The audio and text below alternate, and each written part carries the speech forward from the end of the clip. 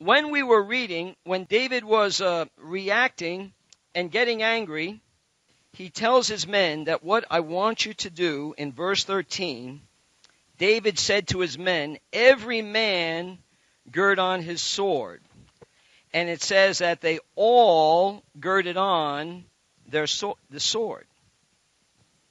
Now, you'll miss this because I read it this morning and then all of a sudden something struck me. And we've got a nice little nugget here. It says every man got a sword on. If we were to go back to chapter 13, not too many chapters ago, it's basically 12 chapters. Chapter 13, and this is going to open up a door, and it's a nice little thing to close out the word.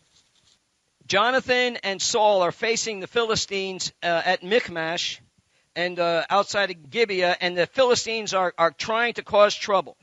In verse 19, they were sending out raiders and trying to incite Saul to fight. Now, verse 19, there was no blacksmith to be found throughout the land of Israel, for the Philistines said, lest the Hebrews make swords or spears. But all the Israelites would go down to the Philistines to sharpen each man his plowshare, his mattock, his axe, his sickle. And the charge for sharpening an axe was pim for the plowshares, mattocks, blah, blah, blah. So it came about, verse 22, chapter 13, on the day of battle that there was neither sword nor spear found in any of the people who were with Saul and Jonathan, but they were found with Saul and Jonathan his son. Saul and Jonathan were putting together an army and his people were not equipped. And we talked about that it was a stratagem of the Philistines because they didn't want the Israelites to have weapons, so that they restricted that. And so the only people at this point in time who had swords were Saul and Jonathan. Now, David is in the wilderness.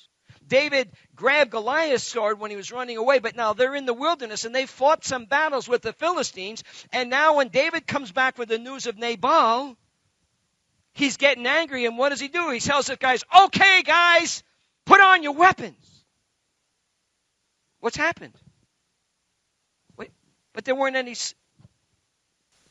David had equipped his men. His men were getting equipped with weapons. What weapon was it? It was a sword. What are we getting equipped with? We're getting equipped. We're going to teach it. We're going to keep getting it out.